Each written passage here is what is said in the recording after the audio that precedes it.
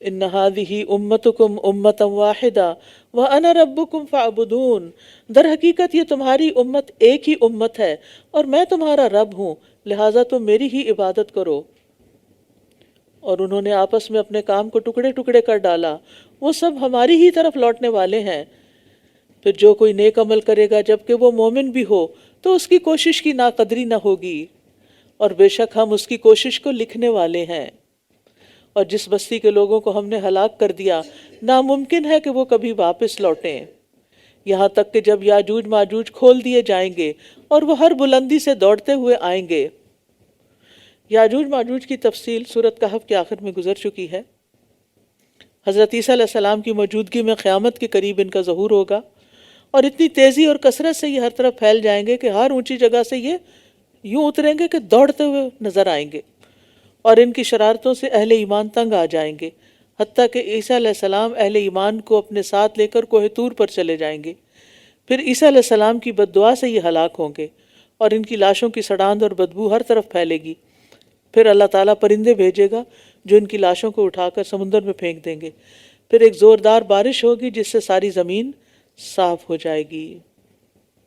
وَاقْتَرَبَ الْوَعْدُ الْحَقُّ، اور یہ کب ہوگا؟ قیامت کے قریب ہوگا۔ اور جب سچا وعدہ قریب آ جائے گا تو جن لوگوں نے کفر کیا ان کی آنکھیں اچانک کھلی کی کھلی رہ جائیں گی۔ ہائے افسوس ہم پر، یقیناً ہم اس سے غفلت میں تھے، بلکہ ہم ہی ظالم تھے۔ بے شک تم اور جن کی تم اللہ کے سوا عبادت کرتے ہو جہنم کا ایندھن ہے، تم اسی میں داخل ہونے والے ہو۔ اگر یہ معبود ہوتے تو اس میں داخل نہ ہوتے، اور سب اسی میں ہمیشہ رہنے والے ہیں۔ ان کے لیے اس میں چیخنا چلانا ہوگا اور وہ اس میں کچھ نہ سنیں گے، یعنی سارے کے سارے شدت غم اور الم سے چیخ چلا رہے ہوں گے، اتنا چیخیں گے کہ ایک دوسرے کی آواز کان میں نہیں پڑے گی۔ استغفر اللہ۔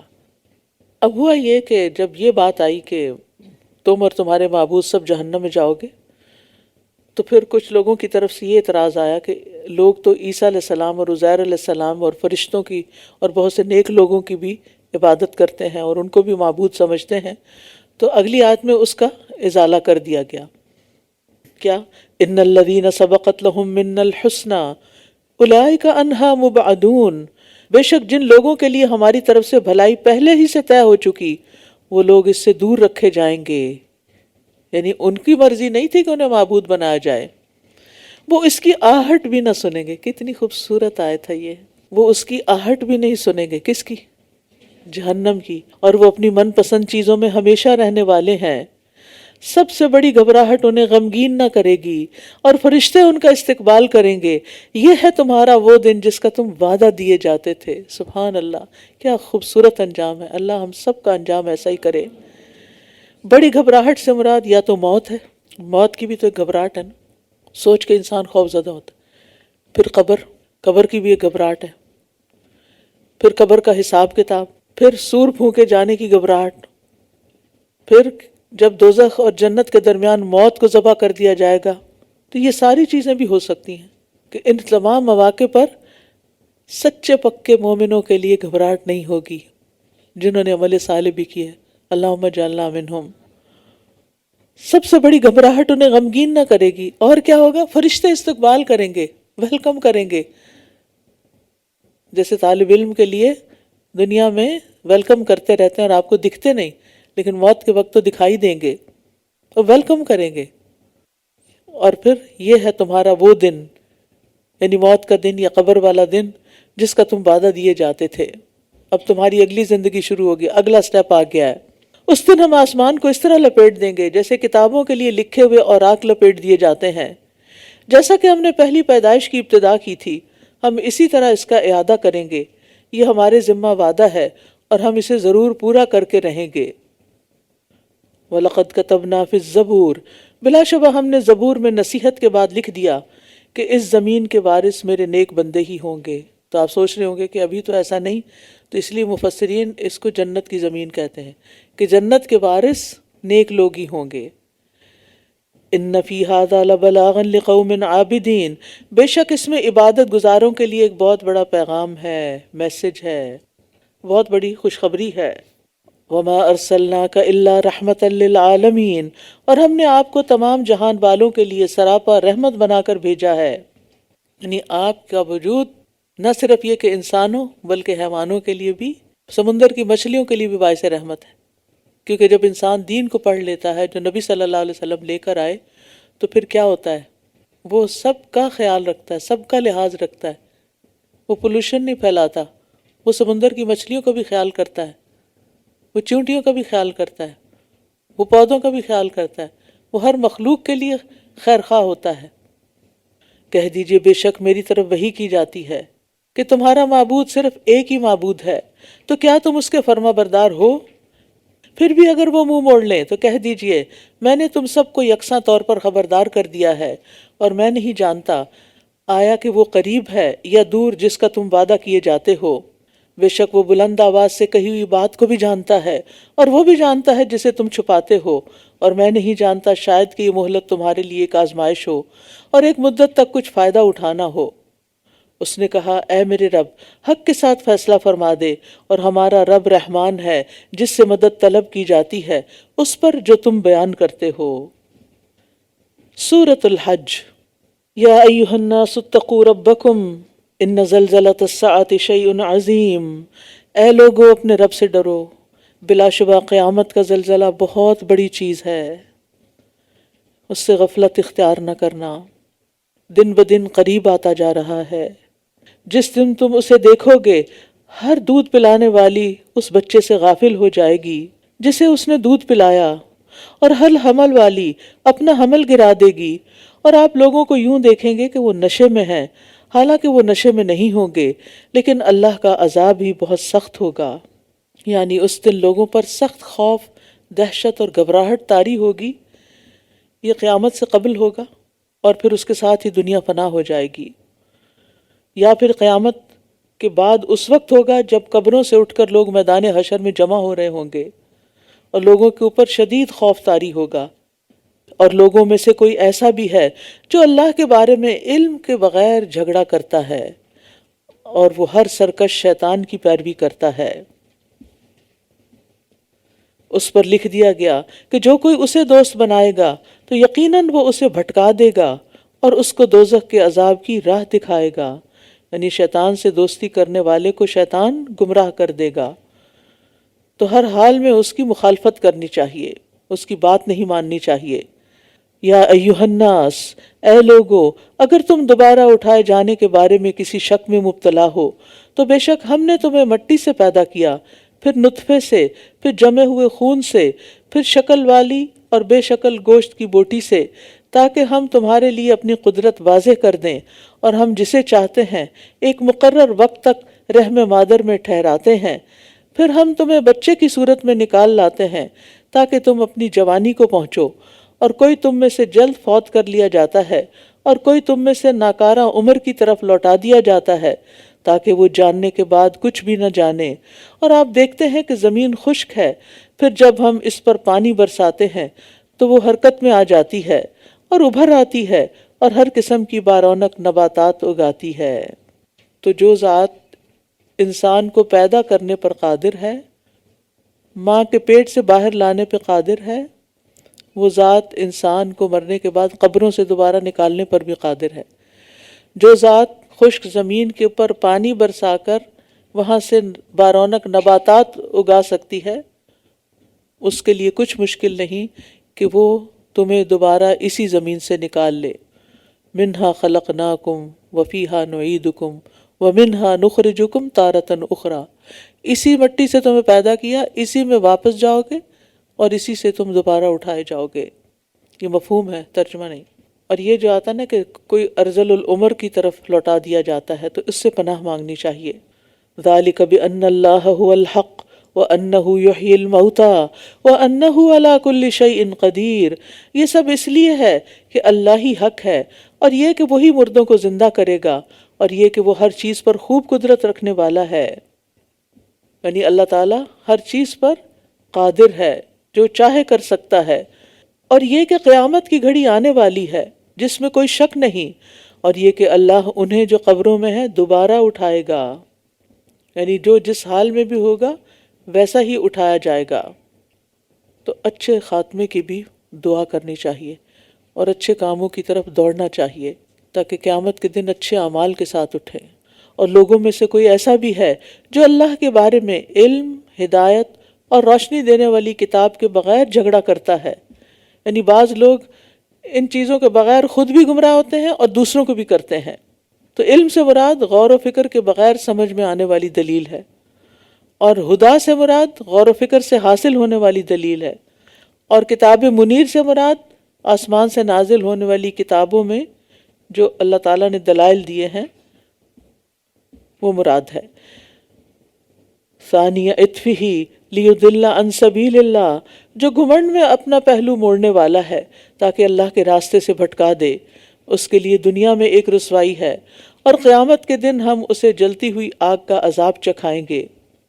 یعنی جو شخص تکبر کی وجہ سے اپنا پہلو موڑتا ہے اور اللہ کے راستے سے گمراہ کرتا ہے تو اس کے لیے دنیا میں بھی رسوائی ہے اور قیامت کے دن بہت بڑی سزا ہے، کیونکہ متکبرین کو اللہ تعالیٰ پسند نہیں کرتا۔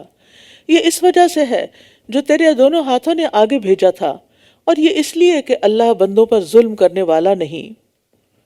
وَمِنَ النَّاسِ مَن يَعْبُدُ اللَّهَ عَلَى حَرْفٍ، اور لوگوں میں سے کوئی ایسا بھی ہے جو کنارے پر رہ کے اللہ کی عبادت کرتا ہے، یعنی دین کے اندر پورا داخل نہیں ہوتا۔ غور سے سن لیجئے، کنارے کنارے پر، ایج پر بس کھڑا ہے کہ بس نام کا مسلمان ہے۔ پھر اگر اسے کوئی بھلائی پہنچتی ہے، یعنی اسلام قبول کرنے کے بعد، دین میں آنے کے بعد، تو اس پر وہ مطمئن ہو جاتا ہے، اور اگر اسے کوئی آزمائش آ پہنچے تو وہ منہ موڑ جاتا ہے۔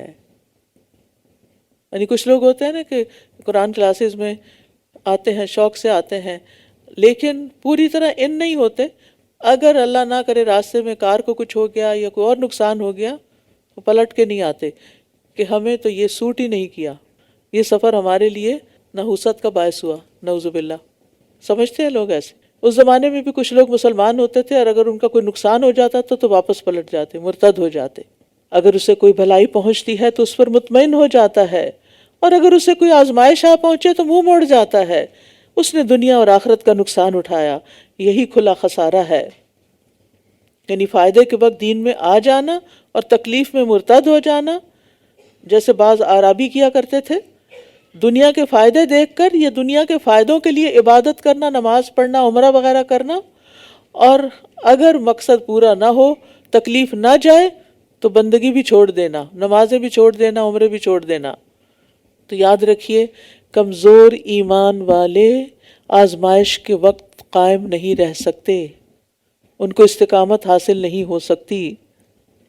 وہ اللہ کے سوا اس چیز کو پکارتا ہے جو نہ اسے نقصان دے سکتی ہے اور نہ ہی کوئی فائدہ، یہی دور کی گمراہی ہے۔ وہ اسے پکارتا ہے جس کا نقصان یقیناً اس کے نفع سے قریب تر ہے، یقیناً وہ بہت برا دوست اور بہت برا ساتھی ہے۔ ان اللہ يدخل الذین آمنوا وعملوا الصالحات، بے شک جو لوگ ایمان لائے اور انہوں نے نیک عمل کیے، اللہ ان کو ایسے باغات میں داخل کرے گا جن کے نیچے نہریں بہتی ہوں گی، بے شک اللہ جو ارادہ کرتا ہے وہ کر کے رہتا ہے۔ یعنی اللہ کے اختیارات لامحدود ہیں، ان لمیٹڈ ہیں، اور کوئی اس کے کام میں رکاوٹ نہیں ڈال سکتا، وہ جو چاہتا ہے کرتا ہے۔ ان اللہ یفعل ما یرید، اور پھر یہ بھی کہ اللہ کے فیصلے کے آگے کوئی بھی بولنے کی ہمت نہیں رکھتا۔ من کان یظن ان لن ینصرہ اللہ فی الدنیا والآخرہ، جو کوئی یہ گمان رکھتا ہے کہ اللہ دنیا اور آخرت میں اس رسول کی ہرگز کوئی مدد نہیں کرے گا، تو اسے چاہیے کہ وہ آسمان تک ایک لمبی رسی تان لے، پھر چاہیے کہ وہ اپنے گلے سے اس کو کاٹ ڈالے، پھر دیکھے کیا واقعی اس کی یہ تدبیر اس چیز کو لے جاتی ہے جو اسے غصہ دلاتی ہے۔ یعنی جو شخص یہ سمجھتا ہے کہ اللہ تعالیٰ دنیا اور آخرت میں محمد صلی اللہ علیہ وسلم کی مدد نہیں کرے گا، تو پھر وہ کیا کرے، چھت سے ایک رسی باندھے، پھر رسی کے ساتھ پھانسی لگا کے اپنا گلا گھونٹے اور مر جائے، اور دیکھے کہ کیا ایسا کرنے سے اس کے غصے کی آگ بجھی ہے کہ نہیں بجھی ابھی بھی۔ تو جو اللہ تعالیٰ کی طرف سے محمد صلی اللہ علیہ وسلم کی مدد ہونے پر ان کے سینے میں بھڑک رہی ہے، کیا وہ آگ ٹھنڈی ہوئی؟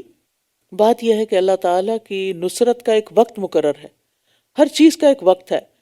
کسی چیز میں دیر کا مطلب یہ نہیں کہ وہ کام ہوگا ہی نہیں، اس کے ہونے میں دیر ہے، لیکن ہم جلد باز ہوتے ہیں۔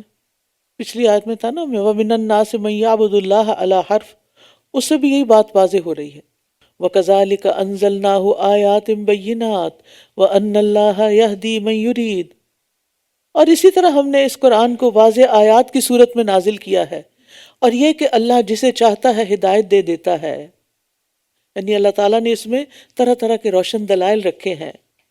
ان الذین آمنوا والذین ہادوا، بے شک جو لوگ ایمان لائے اور جو یہودی بن گئے اور سابی اور نصارہ اور مجوسی اور وہ جنہوں نے شرک کیا، یقیناً اللہ ان سب کے درمیان قیامت کے دن فیصلہ کر دے گا، بے شک اللہ ہر چیز پر خوب گواہ ہے۔ یعنی جھگڑا کرنے والوں کے درمیان اللہ تعالیٰ قیامت کے دن فیصلہ کرے گا، اور فیصلہ کیا ہوگا کہ جنت میں جانے کے لائق ہے یا جہنم کے قابل ہے۔ کیا آپ نے دیکھا نہیں کہ اللہ ہی کے لیے سجدہ کر رہے ہیں وہ سب جو آسمانوں میں ہیں اور جو زمین میں ہیں، اور سورج اور چاند اور ستارے اور پہاڑ اور درخت اور چوپائے اور بہت سے لوگ بھی، اور بہت سے وہ ہیں جن پر عذاب ثابت ہو چکا ہے، اور جسے اللہ رسوا کر دے پھر اسے کوئی عزت دینے والا نہیں۔ بے شک اللہ وہی کرتا ہے جو وہ چاہتا ہے۔ تو اس سے پتہ چلتا ہے کہ کائنات کی ہر چیز صرف اللہ کو سجدہ کرنے پر متفق ہے، اور غیر اللہ کو پکارنا اور اس کے لیے سجدہ کرنا عذاب کا باعث ہے۔ یاد رکھیے سجدہ کرنا اللہ کے نزدیک سب سے پسندیدہ عمل ہے۔ نبی صلی اللہ علیہ وسلم نے فرمایا، تم پر اللہ کے لیے سجدوں کی کثرت لازم ہے۔ تم جب بھی کوئی سجدہ کرتے ہو تو اللہ اس سجدے کے سبب سے تمہارا ایک درجہ بڑھا دیتے ہیں، اور اس کے ذریعے تمہاری ایک خطا مٹا دیتے ہیں۔ یہ دو جھگڑنے والے ہیں جنہوں نے اپنے رب کے بارے میں جھگڑا کیا، تو جنہوں نے کفر کیا ان کے لیے آگ کے کپڑے کاٹے جا چکے ہیں، ان کے سروں کے اوپر سے کھولتا ہوا پانی انڈیلا جائے گا۔ تو کفر کی صورتوں میں سے ایک صورت اللہ کے بارے میں جھگڑا کرنا ہے، اور دوسری بات یہاں کہی گئی کہ کفار کے لیے آخرت میں آگ کے کپڑوں کا عذاب یقینی امر ہے۔ وہ کپڑے تیار کیے جا چکے ہیں، استغفر اللہ، اس سے جو کچھ ان کے پیٹوں میں ہے اور کھالیں پگھلا دی جائیں گی۔ اتنی سخت آگ ہے کیونکہ ان کے سروں پر مسلسل کھولتا ہوا پانی ڈالا جائے گا، جس کی وجہ سے پیٹ اور اس کے اندر کی چیزیں پگھل کر باہر آ جائیں گی، ان کی کھالیں بھی پگھل جائیں گی، اور یہ عذاب مسلسل ان پر جاری رہے گا حتیٰ کہ ان کی کھالیں گل سڑ جائیں گی، اور اللہ تعالیٰ پھر اس کھال کو تبدیل کر دے گا۔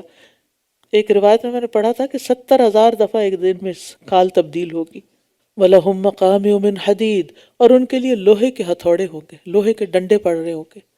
اب دیکھیے کہ لکڑی کا ڈنڈا بھی پڑے تو کتنا سخت لگتا ہے، کہاں یہ کہ کوئی لوہے سے مارے کسی۔ کبھی آپ نے دیکھا ہوگا کہ لوہے کی کوئی چیز آپ کے پاؤں پہ گر جاتی ہے یا ہاتھ سے یا آپ کی کونی ٹکرا جاتی ہے، کس شدت کی درد ہوتی ہے۔ تو ایک طرف آگ اور دوسری طرف اوپر سے لوہے کے ساتھ مار پٹائی۔ جب کبھی غم کی وجہ سے وہ اس سے نکلنا چاہیں گے، اسی میں واپس پلٹا دیے جائیں گے اور کہا جائے گا چکھو جلتی آگ کا عذاب۔ ان اللہ يدخل الذین آمنوا وعملوا الصالحات جنات تجری من تحتها الانہار، جو لوگ ایمان لائے اور انہوں نے نیک عمل کیے، اللہ انہیں ایسے باغات میں داخل کرے گا جن کے نیچے نہریں بہہ رہی ہوں گی، وہ ان میں سونے اور موتی کے کنگنوں سے آراستہ کیے جائیں گے، اور اس میں ان کا لباس ریشم کا ہوگا۔ یعنی اگر نہ ماننے والوں کا انجام آگ ہے تو ماننے والوں کے لیے کیسی کیسی خوشخبریاں ہیں، کیسی کیسی نعمتیں ہیں۔ جنت میں سونے کے کنگن اور ریشم کا لباس، یعنی ایمان والوں کو اللہ تعالیٰ جنت میں داخل کرے گا، اور ان کو جہنم میں، اور وہ جہنم سے نکل نہ سکیں گے، اور جنت والے جنت سے نکلنا ہی نہیں چاہیں گے، وہ چاہیں گے نکل نہ سکیں گے۔ یہاں تجری من تحتها الانہار، جنت میں پانی کی نہریں بہہ رہی ہوں گی، اور جہنم میں ان کے سروں کے اوپر سے کھولتا ہوا پانی ڈالا جائے گا، پانی وہاں بھی ہے۔ ان کا لباس حریر کا ہے، ان کے لباس آگ کا، حریر یعنی ریشم کا۔ جنت والوں کا لباس ریشم کا ہوگا اور جہنم والوں کا لباس آگ کا کاٹا گیا ہے۔ یحلون فیہا من اساور من ذہب، جنت والوں کو سونے کے کنگن پہنائے جائیں گے اور جہنم والوں کو لوہے کے ہتھوڑے مارے جائیں گے۔ جنت والوں کو وہدوا الی الطیب من القول، طیب بات کی طرف رہنمائی دی جائے گی، سلام کیا جائے گا، اور جہنم والوں کو کیا کہا جائے گا؟ ذوقوا عذاب الحریق، جلنے کا عذاب چکھو۔ ایک دوسرے سے کتنی مختلف ٹریٹمنٹ ہے جو دونوں کے ساتھ کی جائے گی۔ وَهُدُوا إِلَى الطَّيِّبِ مِنَ الْقَوْلِ وَهُدُوا إِلَى صِرَاطِ الْحَمِيدِ، وہ پاکیزہ بات کی طرف ہدایت کیے گئے اور تمام تعریفوں والے رب کے راستے کی طرف رہنمائی کیے گئے۔ دنیا میں طیب قول سے مراد کلمہ توحید ہے، یعنی انہوں نے لا الہ الا اللہ پڑھا، ایمان لے آئے، اور آخرت میں طیب قول سے مراد پاکیزہ گفتگو، سلام اور اللہ کی حمد اور تسبیح جو اہل جنت کریں گے، یعنی ان کو رہنمائی کر دی جائے گی کہ انہوں نے اب جنت میں اللہ کا ذکر کیسے کرنا ہے، اور ان کی دنیا میں حمد کی وجہ سے ان کو صراط الحمید کی رہنمائی ملی۔ بے شک جن لوگوں نے کفر کیا اور وہ اللہ کے راستے سے اور مسجد حرام سے روکتے ہیں، جسے ہم نے سب لوگوں کے لیے مساوی بنایا ہے، خواہ وہ اس مکہ کے باشندے ہوں یا باہر سے آنے والے، اور جو کوئی اس میں کسی ظلم کے ساتھ کجروی کا ارادہ کرے گا تو ہم اسے دردناک عذاب کا مزہ چکھائیں گے۔ یعنی جو مسجد حرام سے روکیں ان کے لیے بھی سخت سزا ہے، کیونکہ مسجد حرام میں عبادت کرنا سب لوگوں کا حق ہے۔ اور جب ہم نے ابراہیم کے لیے بیت اللہ کی جگہ مقرر کر دی اس حکم کے ساتھ کہ تم میرے ساتھ کسی کو شریک نہ ٹھہرانا، اور میرے گھر کو طواف کرنے والوں اور قیام کرنے والوں اور رکوع اور سجود کرنے والوں کے لیے پاک رکھنا۔ اس دنیا میں سب سے پہلا گھر وہ کون سا تھا؟ بیت اللہ، کعبہ شریف۔ اللہ تعالیٰ نے کعبہ کو بیتی کہا ہے، میرا گھر، اس کو پاک صاف رکھنے کا بھی حکم دیا ہے۔ یہ صرف ابراہیم اور اسماعیل علیہ السلام کی ذمہ داری نہیں تھی، یا آج کل وہاں کے کلینرز کی ذمہ داری نہیں، یہ ہم میں سے ہر ایک کی ذمہ داری ہے کہ اللہ کے گھر جاتے ہوئے چاہے وہ گھر ہو وہاں یا دنیا میں کوئی بھی مسجد ہو، اسے کیسے رکھے؟ پاک صاف رکھیں۔ آج کل آپ دیکھیں کہ چونکہ رمضان کا مہینہ ہے، لوگ مسجدوں میں افطار وغیرہ بھی کرتے ہیں، یا بعض اوقات مسجدوں میں پروگرام ہوتے ہیں اور اس کے بعد کھانا دیا جاتا ہے۔ ہم سب کو سوچنا چاہیے، اور ہم سب نے ایسے نظارے دیکھے ہیں کہ لوگ اس کھانے کی وجہ سے مسجد کا پھر حال کیا کرتے ہیں، اور خاص طور پر بچوں کو وہ مسجد میں لاتے ہیں کس لیے؟ مسجد میں کیوں لایا جاتا ہے؟ کیا کہ وہاں جا کر کوئی ادب سیکھیں، اللہ کا قرب سیکھیں کہ اللہ کے قریب کیسے ہونا ہے اور مسجد میں کیسے بیہیو کرنا ہے۔ لیکن عام طور پر لوگوں کے گھر چھوٹے ہوتے ہیں، لہٰذا مسجد کو وہ کیا بنا لیتے ہیں؟ پلے گراؤنڈ بنا کے پھر کھانا ہاتھ میں پکڑیں گے، کوئی اسنیک ہاتھ میں لے لیں گے اور دوڑنا شروع کر دیں گے، اور پوری مسجد نمازیوں کی نماز کے لیے ستیہ ناس کر دیں گے۔ اگر کسی بچے کو روکا جائے تو ماں باپ اتنے سینسیٹیو ہو جاتے ہیں کہ وہ الٹا ناراض ہونے لگتے ہیں کہ ایسا کہا ہی کیوں گیا۔ ٹھیک ہے، دونوں طرف کی بات کروں گی، سمجھانے والوں کو بہت پیار سے، بہت ادب سے، سب مل کے ایسے والنٹیئرز ہونے چاہیے کہ جو آنے والے بچوں کو آنے کے بعد مسجد کا ادب بتائیں۔ کیا یہاں جب بچے اسکول میں جاتے ہیں تو ان کو کچھ رولز اینڈ ریگولیشن بتائے جاتے ہیں؟ کیا وہ رولز اینڈ ریگولیشن لکھ کے کلاس روم میں لگائے جاتے ہیں؟ سب جانتے ہیں نا، جو بھی سسٹم سے واقف ہیں، کیا ان کو ریمائنڈر دیے جاتے ہیں؟ تو پھر ہم گھروں سے بچوں کو لاتے وقت ان کو ادب کیوں نہیں سکھاتے؟ ہم انہیں کیوں نہیں راستے میں گاڑی میں بتاتے ہم اللہ کے گھر جا رہے ہیں، ہمیں اللہ کے گھر سے اپنے گھر سے زیادہ پیار کرنا ہے، ہمیں اللہ کے گھر کو صاف رکھنا ہے، ہم نے اللہ کے گھر میں چیخنا چلانا نہیں، ہم نے اللہ کے گھر میں لڑائی جھگڑا نہیں کرنا، ہم نے اللہ کے گھر میں کھانا نہیں بکھیرنا، ہم نے اللہ کے گھر میں نماز کے وقت شور نہیں مچانا، ہم نے نماز کے وقت نماز میں شامل ہونا ہے، اور اگر نماز نہیں پڑھنی تو آرام سے بیٹھنا ہے۔ یہ تمام ماں باپ کا فرض بنتا ہے کہ وہ بچوں کو مسجد بھی لے کر جائیں، لیکن اس کے آداب بھی سکھائیں، مسجد کو پلے گراؤنڈ نہیں بنائیں۔ وَأَذِّن فِي النَّاسِ بِالْحَجِّ يَأْتُوكَ رِجَالًا وَعَلَىٰ كُلِّ ضَامِرٍ يَأْتِينَ مِنْ كُلِّ فَجٍّ عَمِيقٍ، اور لوگوں میں حج کا اعلان کر دو، وہ تیرے پاس پیدل چل کر اور ہر لاغر اونٹ پر ہر دور دراز پہاڑی راستے سے آئیں گے۔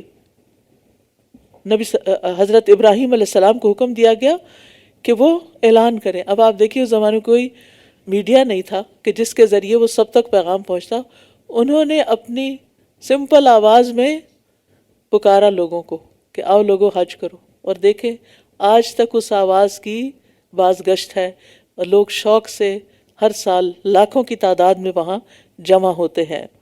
اب دیکھیے اگر آپ کے لوگوں کو اللہ کی طرف پکارنے میں، اللہ کے گھر کی دعوت دینے میں اخلاص ہے نا، تو ہو سکتا ہے آپ کی زندگی میں وہ آپ کی بات نہ سنیں، آپ کے سامنے آپ کو لبیک نہ کہیں، لیکن کسی وقت وہ بھی آ جائیں گے، اور ہو سکتا ہے کہ پھر وہ نہیں تو ان کی اولادوں میں سے یا آگے کی نسلوں میں سے، یعنی آپ کی یہ کوشش ضائع نہیں جائے گی۔ ان اللہ لا یضیع اجر المحسنین، آپ کی اچھی کہی ہوئی بات کہیں نہ کہیں جا کر اثر کرے گی، چاہے آپ کے پاس کوئی وسائل نہیں، کوئی بڑی ٹیکنالوجی نہیں، لیکن اخلاص کی دولت ہے نا، اللہ سبحانہ و تعالیٰ کی پہچان تو ہے نا، اللہ سبحانہ و تعالیٰ کے ساتھ تعلق کی نعمت تو ہے نا، دعاؤں کی توفیق تو ہے نا، تو جو بھی کرنا چاہتے ہیں کرتے رہیے، نتائج کے اوپر مت جائیے کہ یہ اس چیز کا اتنا نتیجہ نکلا لہٰذا یہ کام کروں گی، اور یہ نتیجہ نہیں نکل رہا تو کام نہیں کرنا۔ نہیں، جو اچھا کام کرنا ہے، لوگوں کو اللہ کی طرف بلانا ہے، بس بلانا ہے تاکہ وہ اپنے لیے بہت سے فائدے دیکھ سکیں، اور معلوم دنوں میں ان مویشی جانوروں پر اللہ کا نام ذکر کریں جو اس نے انہیں عطا کیے ہیں، تو اس میں سے کھاؤ اور بھوکے محتاج کو بھی کھلاؤ۔ یعنی حرم میں جا کر صرف عبادت نہیں بلکہ اور بھی بہت سی چیزیں دیکھیں تاکہ ایمان بڑھے۔ پھر چاہیے کہ وہ اپنا میل کچیل دور کریں اور اپنی نظریں پوری کریں اور اس قدیم گھر کا خوب طواف کریں۔ یعنی وہاں کی جو اہم ترین عبادت ہے وہ طواف ہے۔ نوافل بھی پڑھے لیکن طواف زیادہ، کیوں؟ اس لیے کہ طواف ہم اپنے ملک میں نہیں کر سکتے، وہیں کا ہو سکتا ہے، تو اس چانس کو خوب خوب اویل کریں، خاص طور پر اگر آپ جوانی کے عمر میں جا رہے ہیں اللہ کے گھر، یہ حکم دیا گیا ہے۔ اور جو اللہ کی حرمتوں کی تعظیم کرے تو یہ اس کے لیے اس کے رب کے ہاں بہتر ہے، اور تمہارے لیے مویشی جانور حلال کر دیے گئے ہیں سوائے ان کے جو تمہیں پڑھ کر سنائے جاتے ہیں، بس بتوں کی گندگی سے بچو اور جھوٹی بات سے بھی اجتناب کرو، اللہ ہی کے لیے یکسو ہو کر، اس کے ساتھ کسی کو شریک نہ کرنے والے، اور جو کوئی اللہ کے ساتھ کسی کو شریک ٹھہراتا ہے تو گویا وہ آسمان سے گر پڑا، پھر پرندے اسے اچک لے جائیں یا ہوا اسے کسی دور دراز جگہ میں گرا دے۔ شرک کرنے والا آسمان سے گرنے والے پرندے کی طرح ہے کہ جو پھر ہلاکت میں جا پڑتا ہے، یہ اس طرح ہے۔ اور جو کوئی اللہ کی نشانیوں کی تعظیم کرتا ہے تو یقیناً یہ دلوں کے تقوی میں سے ہے۔ یعنی شاعر اللہ کی تعظیم بتاتی ہے کہ انسان کا اللہ سے مضبوط تعلق ہے۔ تمہارے لیے ان چوپایوں میں ایک مقرر وقت تک کچھ فائدے ہیں، پھر ان کے حلال ہونے کی جگہ اس قدیم گھر کی طرف ہے۔ یعنی جانوروں میں اللہ تعالیٰ نے انسانوں کے لیے بہت سے فائدے رکھ دیے ہیں، اور ہر امت کے لیے ہم نے قربانی کا ایک طریقہ مقرر کیا ہے تاکہ وہ ان مویشی جانوروں پر اللہ کا نام لیں جو اس نے انہیں عطا کیے ہیں۔ بس تمہارا معبود ایک ہی معبود ہے، لہٰذا تم اسی کے فرما بردار بن جاؤ اور عاجزی کرنے والوں کو خوشخبری سنا دیجئے۔ یہاں بھی پتہ چل رہا ہے کہ جانوروں کو ذبح کرتے وقت اللہ کا نام لیا جائے۔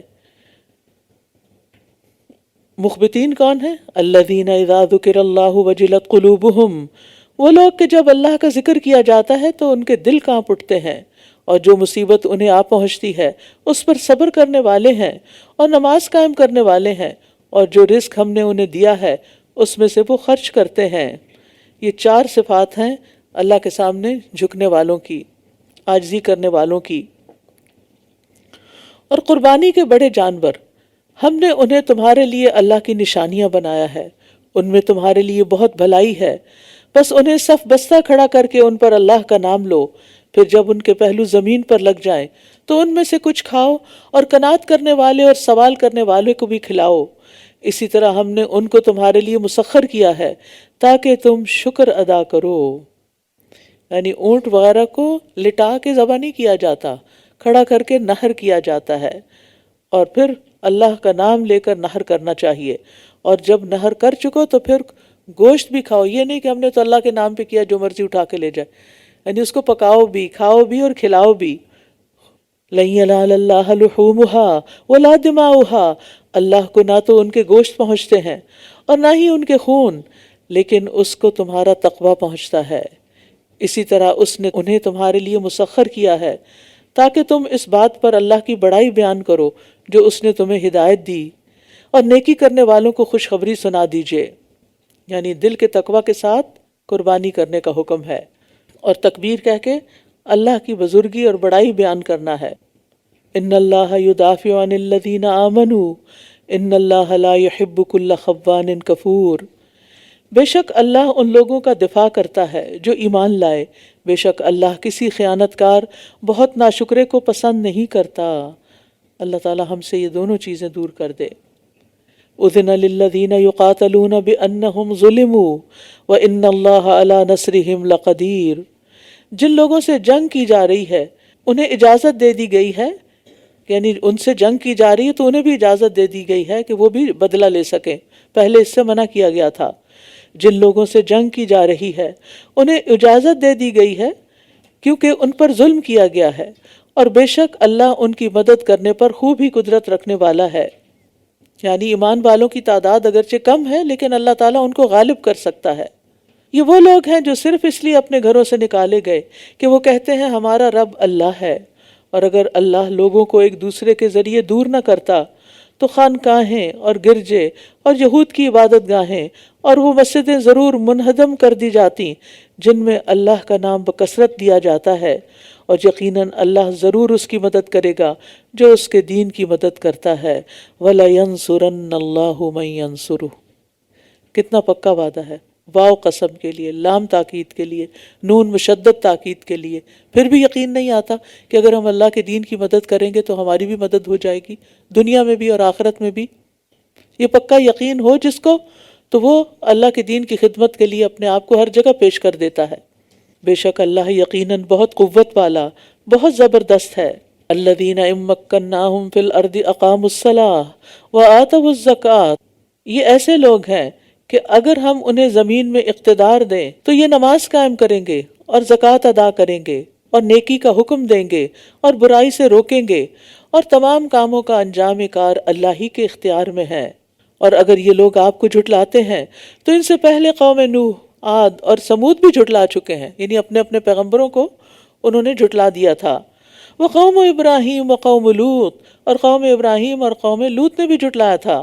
واصحاب مدین، اور مدین کے رہنے والوں نے بھی جھٹلایا، اور موسیٰ بھی جھٹلائے گئے۔ تو میں نے کافروں کو مہلت دی، پھر میں نے انہیں پکڑ لیا، تو کیسا تھا میرا عذاب۔ یعنی پھر دیکھو ان سب قوموں کا حال کیا ہوا، یعنی جھٹلانے کا انہیں کوئی فائدہ نہیں ہوا، الٹا نقصان ہی ہوا۔ پھر کتنی ہی بستیاں تھیں جنہیں ہم نے ہلاک کر دیا جبکہ وہ ظالم تھیں، تو وہ اپنی چھتوں پر اوندھی گری پڑی ہیں، اور کتنے ہی کنویں بیکار اور پختہ محل ویران پڑے ہیں۔ یعنی عذاب آنے کے بعد پھر ان بستیوں میں آج تک کوئی رہا بسا نہیں۔ اللہ نے ان کو مہلت بھی دی، اگر وہ فائدہ اٹھا کے ایمان لے آتے تو بچ جاتے، لیکن انہوں نے کچھ فائدہ نہیں اٹھایا۔ کیا بھلا یہ زمین میں چلے پھرے نہیں کہ ان کے لیے ایسے دل ہوتے جن کے ساتھ یہ سمجھتے، یا ایسے کان ہوتے جن سے یہ سن سکتے؟ بس بے شک بات یہ ہے کہ آنکھیں ہی اندھی نہیں ہوتی بلکہ وہ دل اندھے ہو جاتے ہیں جو سینوں میں ہیں۔ ایک تو اس آیت میں عبرت اور نصیحت کے لیے سفر کرنے کا حکم دیا جا رہا ہے، افلم یسیروا فی الارض، اور پھر زمین میں کہیں بھی انسان سفر کر کے جائے، ووکیشنز پہ جائے یا کسی خاص عبادت کے لیے جیسے مکہ یا مدینہ وغیرہ جائے، تو انسان کو سفر کے دوران غور و فکر ضرور کرنا چاہیے، اور وہ بھی نتیجہ خیز غور و فکر، کیونکہ اللہ نے یہ دل اسی لیے دیا ہے کہ ہم جب آنکھوں سے کچھ دیکھیں اور کانوں سے سنیں تو پھر اس سے بھی کام لیں، اور اس سے اصل میں لینے کا کام کیا ہے کہ نصیحت حاصل کریں۔ لیکن جس کا دل بصیرت سے خالی ہوتا ہے وہ نصیحت حاصل نہیں کرتا، کیونکہ ایک ہے آنکھوں کی بینائی اور ایک ہے دل کی بینائی۔ تو جس کا دل بینا نہیں وہ بڑی سے بڑی نشانی دیکھ کر بھی کوئی سبق نہیں حاصل کرتا، اور یہ آپ سے عذاب جلدی مانگتے ہیں، اور اللہ ہرگز اپنے وعدے کے خلاف نہ کرے گا، اور بے شک آپ کے رب کے نزدیک ایک دن تمہاری گنتی کے 1000 سال کے برابر ہے۔ اور کتنی ہی بستیاں ہیں جنہیں میں نے ڈھیل دی جبکہ وہ ظلم کر رہی تھیں، پھر میں نے انہیں پکڑ لیا، اور میری ہی طرف لوٹ کر آنا ہے۔ یعنی عذاب دینے سے پہلے اللہ کا قانون مہلت کام کرتا ہے، مہلت دی جاتی ہے تاکہ لوگ باز آ جائیں۔ قُلْ يَا أَيُّهَا النَّاسُ إِنَّمَا أَنَا لَكُمْ نَذِيرٌ مُبِينٌ، کہہ دیجئے اے لوگوں میں تو تمہارے لیے ایک صاف صاف خبردار کرنے والا ہوں۔ یعنی میں عذاب لانے والا نہیں ہوں، بس کھلم کھلا ڈرانے والا ہوں، خبردار کرنے والا ہوں۔ بس وہ لوگ جو ایمان لائے اور انہوں نے نیک عمل کیے ان کے لیے بخشش اور عزت والا رزق ہے، بخشش اور عزت والا رزق ہے، دنیا میں بھی اور آخرت میں بھی، کیونکہ مومن جو ہے پھر وہ صرف حلال کی طرف جاتا ہے جو صرف اس کا حق ہوتا ہے۔ اور وہ لوگ جو ہماری آیات کو نیچا دکھانے کی کوشش کرتے ہیں یہی لوگ جہنم کے ساتھی ہیں۔ اور ہم نے آپ سے پہلے بھی جس رسول اور نبی کو بھیجا، جب اس نے کوئی تمنا کی تو شیطان نے اس کی تمنا میں خلل ڈال دیا، بس جو کچھ شیطان ڈالتا ہے اللہ اسے مٹا دیتا ہے، پھر اللہ اپنی آیات کو مضبوط کر دیتا ہے، اور اللہ خوب علم والا، خوب حکمت والا ہے۔ یعنی اللہ تعالیٰ ہمیشہ شیطان کی ڈالی ہوئی رکاوٹوں کو دور کر کے دین کا کام پورا کر دیتا ہے جتنا وہ چاہتا ہے۔ اور شیطان کا کام بھی یہی ہے کہ وہ اللہ کی آیات کے بارے میں شکوک و شبہات پیدا کرتا ہے، لیکن جو لوگ ہدایت چاہتے ہیں پھر اللہ تعالیٰ ان کو ہدایت دے دیتا ہے۔ لِيَجْعَلَ مَا يُلْقِي الشَّيْطَانُ فِتْنَةً لِّلَّذِينَ فِي قُلُوبِهِم مَّرَضٌ، تاکہ جو خلل شیطان ڈالتا ہے وہ اسے ان لوگوں کے لیے آزمائش بنا دے جن کے دلوں میں بیماری ہے اور جن کے دل سخت ہیں، اور بے شک ظالم لوگ دور کی مخالفت میں ہیں۔ کن کے دل سخت ہیں؟ جو کفر اختیار کرتے ہیں، اور بیماری کن کے دلوں؟ منافقین کے دلوں میں، تو یہ فتنے میں پڑ جاتے ہیں۔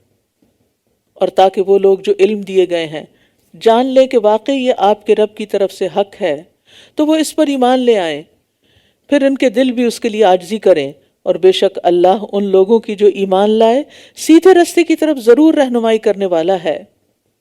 یعنی ایمان والے جو ہیں وہ شیطان کے شکوک و شبہات سے بچ جاتے ہیں، یا پھر آ جائے کوئی شک تو اللہ تعالیٰ ان کو اس سے نکال دیتا ہے، کیونکہ وہ اس کو ریجیکٹ کرتے ہیں، اس کو اپنے اندر ٹھہرنے نہیں دیتے، اس وسوسے کے آنے کے بعد اس کو لوگوں کے ساتھ ڈسکس نہیں کرتے۔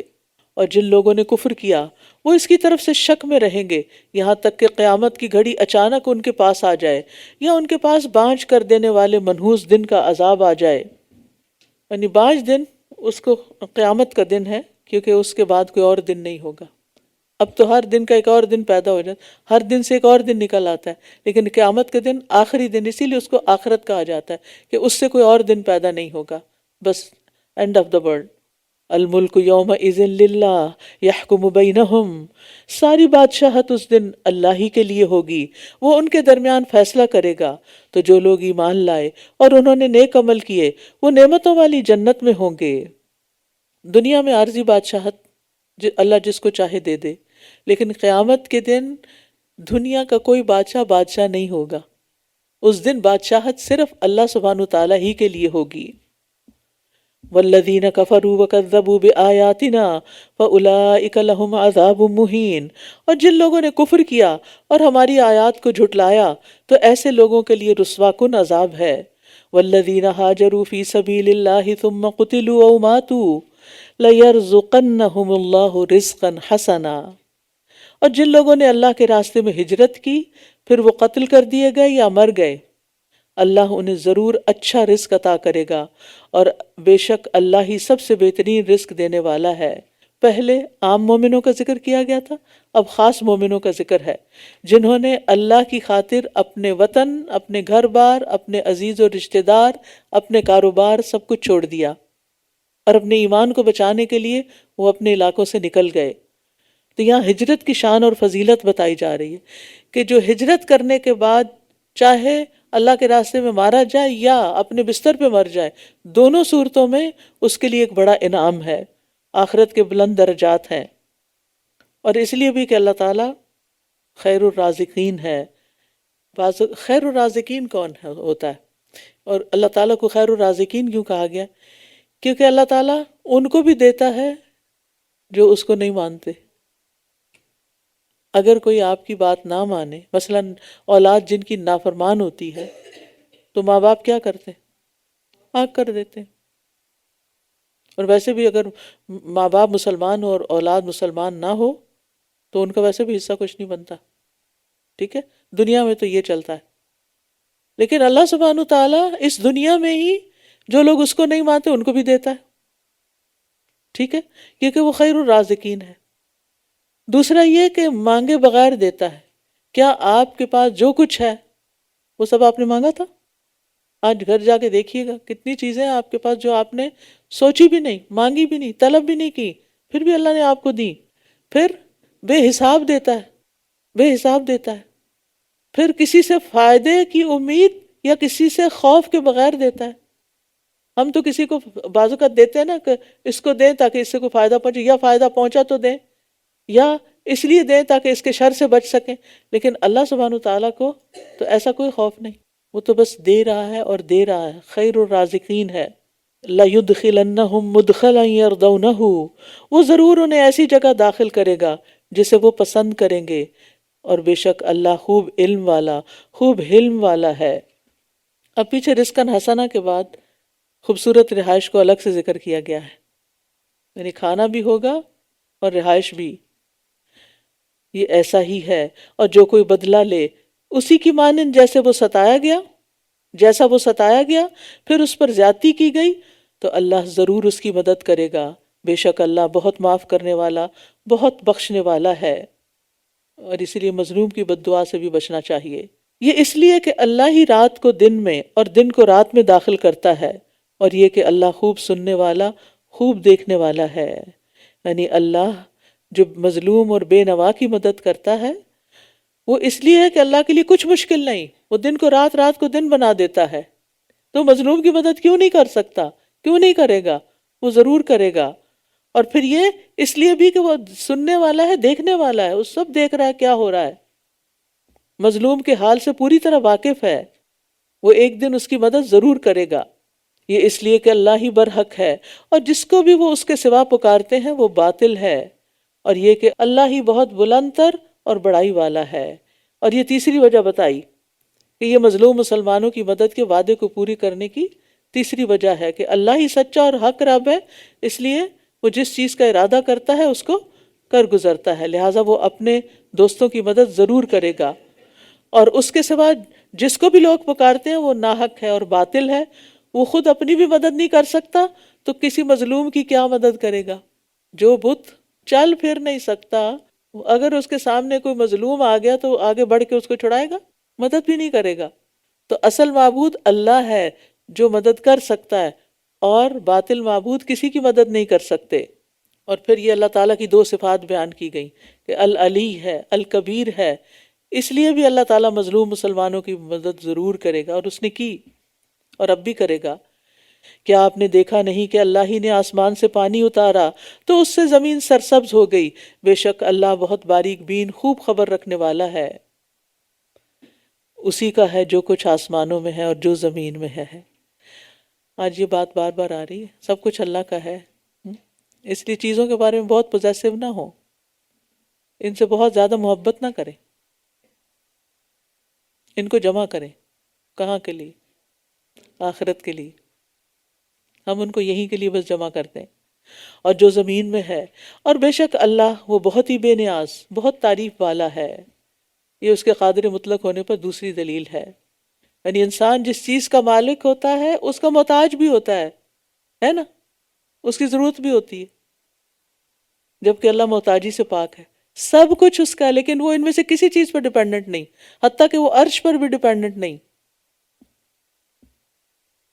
اور مخلوق میں جس چیز کی بھی تعریف ہوتی ہے، جو بھی اس کی خوبی ہے، وہ بھی اللہ ہی کی دی ہوئی ہوتی ہے۔ اگر ہماری کوئی تعریف کرتا ہے کسی بھی بات پہ، تو سوچیے وہ ہم نے کہاں سے لی، ہمیں کہاں سے ملی؟ اللہ نے دی، تو اصل تعریف تو اللہ ہی کی ہے۔ کیا آپ نے دیکھا نہیں کہ اللہ نے زمین میں جو کچھ ہے سب تمہارے لیے مسخر کر دیا ہے، اور ان کشتیوں کو بھی جو سمندر میں اس کے حکم سے چلتی ہیں، اور وہ آسمان کو تھامے ہوئے ہے کہ وہ زمین پر نہ گر پڑے مگر اسی کے اذن سے، بے شک اللہ لوگوں پر بہت شفقت کرنے والا، نہایت رحم کرنے والا ہے۔ یہ اللہ کی قدرت پر تیسری دلیل ہے کہ زمین کی چیزوں کو اللہ نے انسان کے لیے مسخر کیا، اور چوتھی دلیل سمندر اور اس سے متعلق چیزیں بھی مسخر ہیں اور اس کے حکم سے۔ اور پھر پانچویں دلیل سمندر میں جہازوں کے چلنے سے بھی زیادہ حیران کن کہ آسمان نیچے نہ گر پڑے، اس کو تھامے ہوئے ہے۔ اللہ اتنے قدرتوں کا مالک، اللہ لوگوں کے ساتھ لرؤوف الرحیم ہے، انتہائی شفقت کرنے والا، بڑا ہی مہربان۔ وہی ہے جس نے تمہیں زندہ کیا، پھر وہی تمہیں موت دے گا، پھر وہی تمہیں زندہ کرے گا، یقیناً انسان بڑا ہی ناشکرا ہے۔ یعنی ان نعمتوں کی قدر نہیں کرتا جو اللہ نے دی ہیں، اوپر جن کا ذکر ہوا ہے، حالانکہ نعمتیں اتنی ہیں کہ تم گننا چاہو تو گن نہیں سکتے۔ ہر امت کے لیے ہم نے عبادت کا ایک طریقہ مقرر کر دیا ہے جس پر وہ چل رہے ہیں، بس وہ اس معاملے میں آپ سے ہرگز جھگڑا نہ کریں، اور آپ اپنے رب کی طرف دعوت دیجئے، بے شک آپ سیدھے راستے پر ہیں۔ نبی صلی اللہ علیہ وسلم کو جھگڑے سے بچنے کا حکم دیا جا رہا ہے۔ اور یاد رکھیے آپ بھی اپنی زندگی میں ایک اصول بنا لیں، کسی کے ساتھ جھگڑا نہ کریں، بحث مباحثہ نہ کریں۔ اگر کوئی تلا ہوا ہے بحث مباحثے پر تو خاموش ہو جائیں، اور اگر وہ کوئی بات سمجھنا چاہتا ہے تو نپے تلے الفاظ میں اس کو بات سمجھا دیں۔ اور اگر وہ آپ سے جھگڑا کریں تو آپ کہہ دیجئے جو کچھ تم کرتے ہو اللہ اسے خوب جانتا ہے، اللہ قیامت کے دن تمہارے درمیان اس کے بارے میں فیصلہ کر دے گا جس میں تم اختلاف کیا کرتے تھے، کہ آپ نہیں جانتے کہ بے شک اللہ جانتا ہے جو کچھ آسمان اور زمین میں ہے۔ در حقیقت یہ ایک کتاب میں درج ہے، بے شک یہ اللہ پر بہت آسان ہے۔ یعنی قیامت کو قائم کرنا، لوگوں کے سارے اعمال کا ریکارڈ رکھنا اللہ کے لیے کچھ مشکل نہیں، اور یہ اللہ کے سوا اس کی عبادت کرتے ہیں جس کی اس نے کوئی دلیل نہیں اتاری، اور نہ انہیں خود اس کا کوئی علم ہے، اور ان ظالموں کے لیے کوئی بھی مددگار نہ ہوگا۔ اور جب ان پر ہماری واضح آیات پڑھی جاتی ہیں تو آپ کفر کرنے والوں کے چہروں پر ناگواری کو پہچان سکتے ہیں، قریب ہے کہ وہ حملہ کر دیں ان لوگوں پر جو ہماری آیات ان پر پڑھتے ہیں۔ کہہ دیجئے کیا میں تمہیں اس سے بھی بری چیز بتاؤں؟ وہ آگ ہے جس کا وعدہ اللہ نے کفر کرنے والوں سے کر رکھا ہے، اور وہ بہت برا ٹھکانہ ہے۔ یا ایھا الناس ضرب مثل فاستمعوا لہ، اے لوگوں ایک مثال بیان کی جا رہی ہے بس تم اسے غور سے سنو۔ بے شک وہ سب جنہیں تم اللہ کے سوا پکارتے ہو وہ ایک مکھی بھی پیدا نہیں کر سکتے، اور اگرچہ وہ سب اس کام کے لیے جمع ہو جائیں، اور اگر مکھی ان سے کوئی چیز چھین لے جائے تو وہ اس سے اسے چھڑا بھی نہیں سکتے۔ کتنا کمزور ہے طلب کرنے والا اور جس سے طلب کیا جاتا ہے۔ یا ایھا الناس سے مراد یہاں مشرکین ہیں، شرک کرنے والوں کو چیلنج کیا جا رہا ہے کہ اس مثال کو توجہ سے سنو کہ اللہ کے سوا ساری دنیا بھی اکٹھی ہو جائے تو ایک مکھی نہیں بنا سکتی، اور مکھی اگر تمہارے سے اگر چھوٹی سی کوئی چیز لے جائے تو تم واپس بھی نہیں لا سکتے۔ انہوں نے اللہ کی قدر نہیں کی جیسا کہ اس کی قدر کرنے کا حق ہے، کہ اللہ نے مکھی نہیں کیا کچھ بنا رکھا ہے، یہ صرف وہی ہے خالق، وہی ہے بنانے والا۔ بے شک اللہ یقیناً بہت قوت والا، بہت زبردست ہے۔ تو بات یہ ہے کہ لوگ اگر اللہ کی عظمت و کمال کو جان لیں، عظمت و جلال کو جان لیں، کبھی شرک نہ کریں، کبھی کسی اور کی طرف سر اٹھا کے نہ دیکھیں۔ اللہ یستفی من الملائکۃ رسلا ومن الناس ان اللہ سمیع بصیر، اللہ فرشتوں میں سے اور انسانوں میں سے پیغام پہنچانے والوں کو چن لیتا ہے، بے شک اللہ خوب سننے والا، خوب دیکھنے والا ہے۔ تو بات یہ ہے کہ اللہ ہی کا فیصلہ ہوتا ہے کہ وہ کس سے کیا کام لینا چاہتا ہے۔ اللہ سبحانہ وتعالیٰ نے محمد صلی اللہ علیہ وسلم کے دل کو سب انسانوں کے دل سے بہترین پایا تو ان کو اپنے آخری نبوت کے لیے چن لیا، اور صحابہ کے دلوں کو باقی انسانوں کے مقابلے میں اچھا پایا تو ان کو اپنے نبی کی صحبت کے لیے چن لیا۔ تو اللہ جب کسی کو چنتا ہے تو اس کا دل دیکھتا ہے، لہٰذا ہمیں بھی سب سے زیادہ فکر اس کی ہونی چاہیے، یہاں کیا پکڑا ہے، یہاں کیا ہو رہا ہے، یہاں کیا خیالات ہیں، اللہ کے بارے میں کتنی محبت ہے، ایمان کتنا ہے، یقین کتنا ہے، توکل کتنا ہے، اخلاص کتنا ہے، اللہ کی خشیت کتنی ہے، یہ سب تقوی کتنا ہے، احسان کے درجہ کیسا ہے، یہ سب کچھ یہاں پر ہو رہا ہوتا ہے۔ تو اللہ اپنے بندوں کو بہترین دلوں کو چن لیتا ہے۔ تو انشاءاللہ جتنا جتنا دل اچھا ہوگا، خالص اللہ کے لیے ہوگا، اتنا ہی زیادہ اللہ کے لیے اچھے اچھے کاموں کی توفیق بھی ملتی جائے گی۔ وہ جانتا ہے جو ان کے آگے ہے اور جو ان کے پیچھے ہے، اور اللہ ہی کی طرف تمام امور لوٹائے جاتے ہیں۔ یعنی کوئی مقرب بندے، فرشتے، انبیاء بھی اس کائنات کو نہیں چلا سکتے، اللہ ان پر بھی نگران ہے، اور سب معاملات اللہ کی طرف جا رہے ہیں پلٹ کر۔ اللہ کو پتہ ان کے آگے پیچھے کیا ہے، وہ خود بھی نہیں جانتے۔ ہمیں یاد رہتا ہے ہماری ماضی میں کیا ہوا تھا، اور ہمیں پتہ ہے فیوچر میں کیا ہونے والا، کچھ نہیں۔ اے لوگو جو ایمان لائے ہو، رکوع کرو اور سجدہ کرو اور اپنے رب کی عبادت کرو اور بھلائی کے کام کرو۔ کیوں؟ تاکہ تم فلاح پا جاؤ۔ کامیاب ہونے کے لیے رکوع، سجدہ، عبادت اور نیکیاں یہ ضروری ہیں۔ ایمان لانے کے بعد سب سے اہم ترین کام یہ ہے، اسی سے کافر اور مسلم کی پہچان ہے۔ اور وفعل الخیر، عبادت کے ساتھ ہر خیر کا کام، ہر عمل جس کی نیت کر لی جائے کہ یہ اللہ کے لیے ہے، وہ عبادت بن جاتا ہے۔ اٹھنا بیٹھنا چلنا پھرنا لینا دینا کسی کی مدد کرنا، اگر سب کچھ اللہ کی مرضی کے مطابق ہے، اللہ کی خاطر ہے، سبھی عبادت ہے۔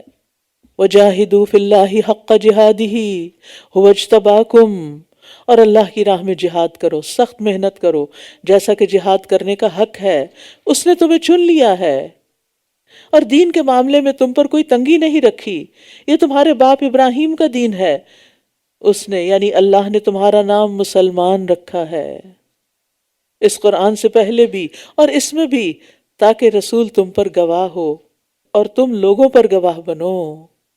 رسول تمہارے بارے میں گواہی دے اور تم لوگوں کے اوپر گواہ بنو۔